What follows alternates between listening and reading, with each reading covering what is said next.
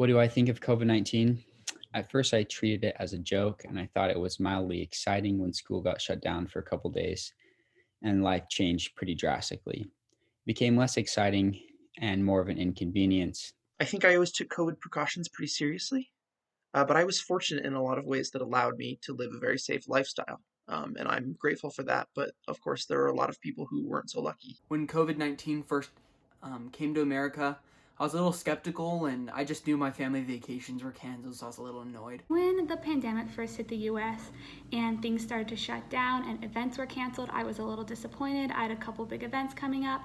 And COVID also seemed really foreign to me. I did not know a lot of people who had gotten COVID. Honestly, at first, when COVID 19 was a thing, I was kind of annoyed at the fact that I had to wear a mask and social distance. But as I started to do my own research, I started to understand how serious this can be, especially to people who are high risk. I wasn't really worried for myself, but one of my parents has a respiratory condition. And so, lucky for me, I never caught the virus, but unfortunately, my entire family came down with it. And that family member was in the hospital for a while in pretty serious condition.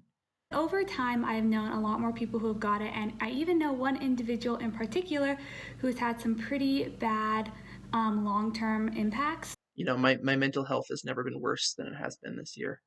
And it's not just being inside all the time. There's so much going on in the world right now that's harmful to mental health, and I think we're going to be seeing the effects of that for a long time.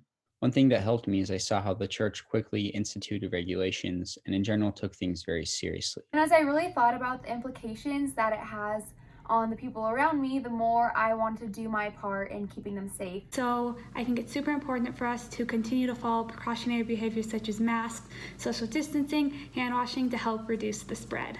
It made me think of my grandparents. They live down the street and I see them all the time. And it just made me realize that by doing my part to follow COVID guidelines, I could make a difference in their lives. I know it's serious, and I'm willing to sacrifice a little for the greater good of the community.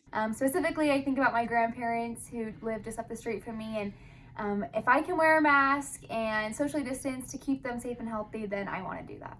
I know it looks like we're almost at the end, and we're getting there, but we have a bit more to go if we want to do this right, and it's going to take all of us. And so let's do our best, keep our vulnerable family members safe, and don't forget to look out for each other too. You never know how much people are struggling.